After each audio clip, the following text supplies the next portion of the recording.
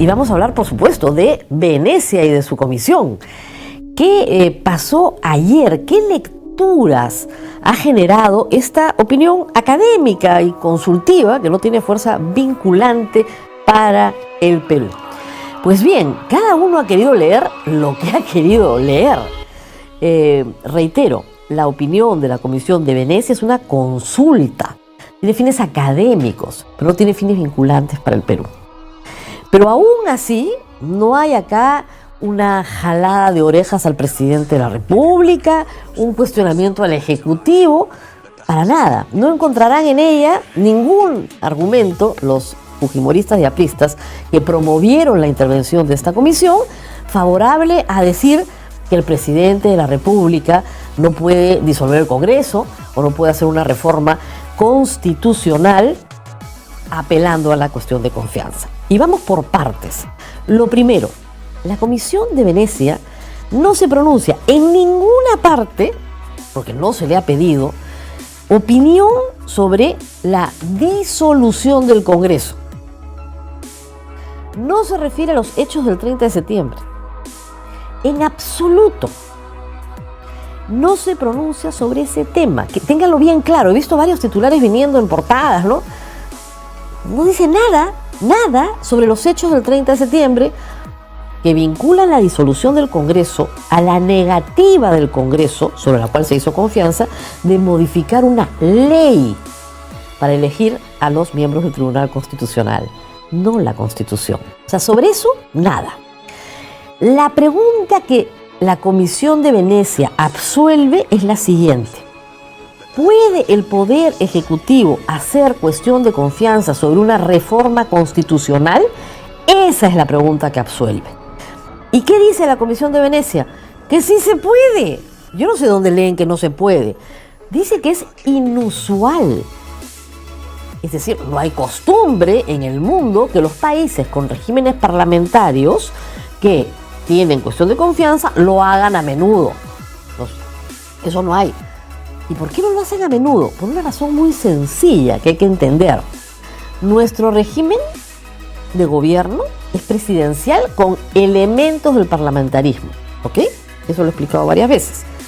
Una de estas instituciones del parlamentarismo es la cuestión de confianza. Pero en los regímenes parlamentarios donde se usa, es muy raro y sería muy inusual que el jefe de gobierno no tuviera mayoría parlamentaria, porque su mandato emana del Parlamento. Es decir, un presidente que es jefe de Estado y jefe de gobierno en el caso peruano, que solo tiene 18 congresistas de 130, no se ha visto en un régimen parlamentario. No es posible por la naturaleza del régimen.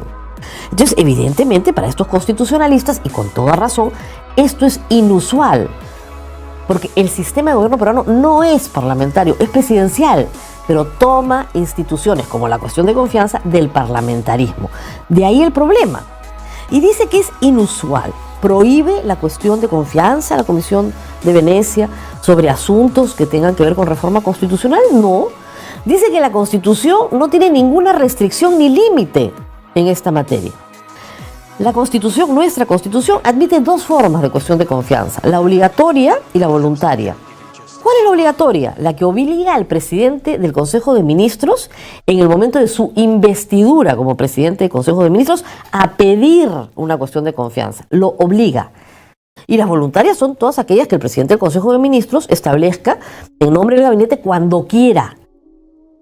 Entonces, las obligatorias sí tienen, ¿no es cierto?, unas restricciones a los 30 días de la juramentación, etc. Las voluntarias no tienen ninguna restricción. Entonces, pueden hacerla el presidente del Consejo de Ministros cuando lo considere conveniente y por la materia que considere conveniente. ¿Es inusual? Sí. ¿Puede generar problemas? Dice la Comisión de Venecia. Sí, claro, puede generar problemas. Puede forzar al Congreso a aprobar una reforma constitucional que debería ser mejor debatida y consensuada. Sí, evidentemente. Pero estamos hablando de situaciones límites. El uso voluntario de la cuestión de confianza en nuestro sistema está colocado en la Constitución como una válvula de escape para evitar los golpes de Estado. Lo hemos explicado muchas veces. Muy bien, pero hay un antecedente que ha pasado desapercibido. Ustedes dirán, ¿por qué llamaron para esto a la Comisión de Venecia? Cuando el presidente del Congreso podía ser, como ha hecho ahora, una cuestión competencial. Sobre la pregunta, ¿puede el Ejecutivo hacer cuestión de confianza sobre reformas constitucionales? Sobre esa pregunta, el señor Olachea llama a la Comisión de Venecia, la invita, pero el Congreso había votado una habilitación al presidente del Congreso para llevar esa contienda al Tribunal Constitucional. ¿Y saben qué hizo el señor Olachea? No hizo nada. No llevó esa cuestión competencial al Tribunal Constitucional. El asunto ha pasado muy por debajo del radar. Reitero, en julio el Congreso en su pleno, como manda el Código Procesal Constitucional, aprobó que el presidente del Congreso, en representación del pleno, presente contra el Ejecutivo una demanda competencial que responda a la pregunta: ¿puede el Ejecutivo hacer cuestión de confianza sobre reformas constitucionales? ¿Y qué hizo el señor Olachea? Hizo nada. Llamó una comisión consultiva. Una comisión consultiva para hablar de constitucional. ¿Por qué no lo sometió al Tribunal Constitucional? Porque, hay que decirlo, el Congreso disuelto ha perdido 3 veces en el Tribunal Constitucional. La norma que buscaba modificar a través del reglamento del Congreso, ¿no es cierto?, la cuestión de confianza. La norma que prohibía al Ejecutivo, al Estado en general, contratar publicidad en medios privados. Y la norma que prohibía a los congresistas cambiar de bancada por cuestiones de conciencia. En todas esas las perdió. El señor Olachea, presumo yo, estimó que no tenía los votos en el Tribunal Constitucional. Por eso llama a la Comisión de Venecia, que en este caso no solo no le ha dado la razón, sino que no sirve para nada. Pero sabe que necesita el control del TC. Entonces, fuerza, y ahí se entiende la lógica, la elección de al menos uno de sus miembros para luego controlar el TC. Parece perverso, pero esos son los hechos. Para luego controlar el TC y de esa manera ganar todas las acciones que quiera, entre ellas la competencial. Por eso es que ha insistido y insistido esta semana en colocar a su primo en el TC. No hay otra explicación. Los hechos de julio nos dan cuenta de que el señor presidente del Congreso en ese entonces estaba habilitado para presentar la cuestión de competencial. Y es tan descarado este hecho que presenta en la demanda competencial, la actual, la que es por la disolución del Congreso, no por reformas constitucionales hechas cuestión de confianza, presenta ese antecedente diciendo que está habilitado. Está habilitado para otra cosa. Ahora lo presenta como antecedente, pero está clarísimo que no presentó la demanda competencial ni en agosto ni en septiembre. Nunca la presentó y sí se votó. Yo estaba segura de que no se había votado, pero hoy día me lo acaba de confirmar la congresista Indira Wilca. Sí se votó. Salaverry primero y Olachea después estaban habilitados para ir al Tribunal Constitucional. ¿Por qué no fueron? ¿Por qué no fue el señor Olachea? Porque sabía que iba a perder. Y como sabía que iba a perder, primero tenía que controlar el TC. ¿Y cómo controlar el TC? Cambiando a un miembro. Para que ya no sea 4-3 en su contra, sino 4-3 en su favor. Esto no está bien.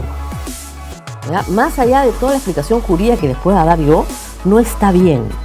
Estaba habilitado para presentar una demanda competencial y no la presentó. Fue a buscar a la Comisión de Venecia, que poco puede hacer por él, mejor dicho, nada ha hecho por él, ni nada puede hacer por el Perú porque no le toca a esa comisión resolver nada. Y ahora sí, presenta una demanda competencial, pero al lado la inclusión de su primo en el TC. Es un desastre. Jurídicamente su defensa es un desastre y esperamos que el Tribunal Constitucional, sus 7 miembros, tomen conciencia de los hechos y se den cuenta de qué tipo de jugada están, a la que están sometidos, porque en el colmo del desparpajo, Olachea exige que retiran a Eloy Espinosa a dedo, porque se le ha ocurrido a él. Nunca un oficio de un presidente del Congreso llevando la votación de un miembro del TC ha dicho cuál otro tiene que salir. Nunca. Pero este sí. Quieren armar un tribunal ad hoc. Y bueno, yo creo que se les quemó en la puerta del horno. Pero reitero, este elemento de la habilitación de julio no estaba pasando claramente por el radar y yo creo que es clave para entender qué es lo que el APRA y el fujimorismo han tratado de hacer con el Tribunal Constitucional. Y yo creo que el tribunal tiene que defender sus fueros de un ataque de esta naturaleza, al margen de las simpatías políticas que ha dicho el señor Blume que no tienen. Muy bien.